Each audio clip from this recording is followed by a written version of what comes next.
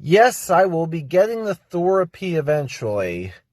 It's just that I've also finished all the regular episodes of BBC Ghosts, plus the first Christmas special.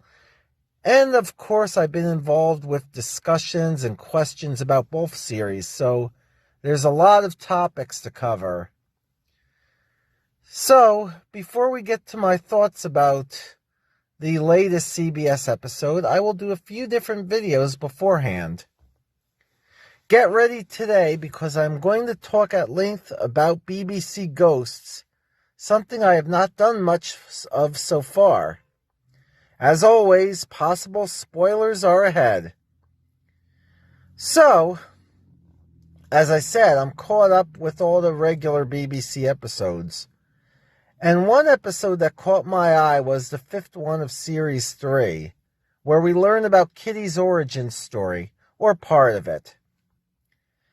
For those of you who are not familiar, Kitty is an African-British noblewoman who has a childlike innocence and enthusiasm.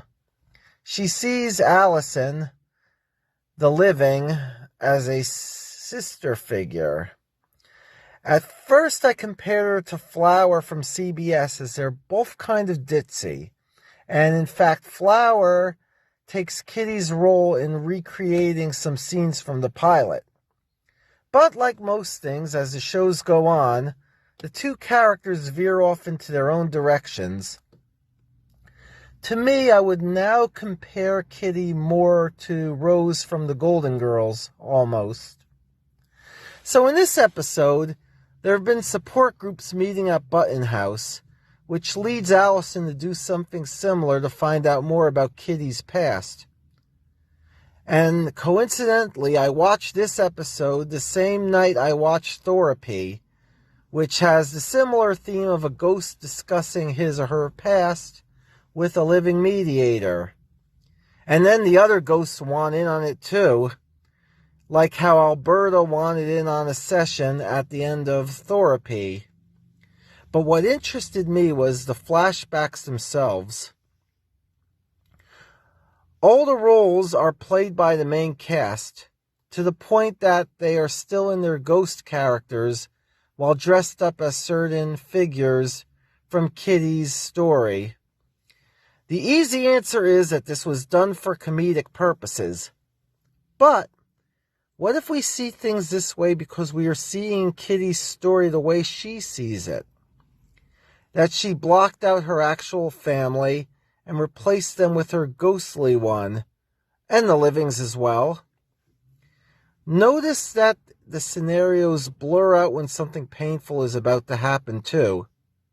And we know, reading between the lines, and what we do hear in the blur out parts, is that Kitty's story is in fact a painful one, where people took advantage of her and gave her a raw deal, gave her opportunities to other people.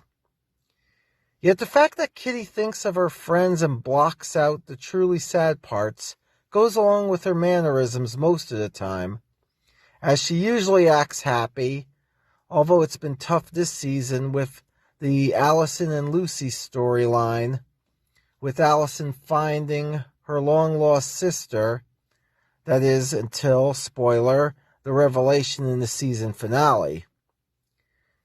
Does Kitty talk more about what happened at length because of these feelings interrupting her surface good mood? And is that why we finally see it? Well, either way, she still holds back before the endings or the sad parts because, well, she's Kitty. Now for some side notes. Same episode. I noticed that the captain had something to say, but he doesn't get around to it. It's very similar to Isaac's feelings in Therapy, even though he does get to reveal his true self to Hetty.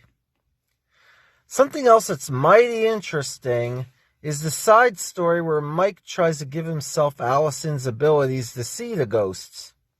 He makes himself a magic potion, amongst other things, and fools himself into thinking he saw Julian, in truth, someone from the support group who didn't have pants on at the time. But he also performs an occult ceremony at one point. And at the end of the episode, everyone is sharing a disturbing dream Mary described, which includes a sighting of a demonic-looking figure. Did this happen because Mike awoke something he shouldn't have in his ceremony? Nothing is made of it in the following and final episode, but in the future, might it? It might have been a one-shot meant for comedic purposes again, but I can't help but wonder. And certainly, someone dealing with the occult could be used as a plot device for either version of the show to get new, possibly villainous characters on. And especially if they want a certain character from the CBS series back. One who was sent to hell by a certain impatient wife. So tell me what you think as usual. Comments down below. Hit me up on social, and I will talk to you again soon.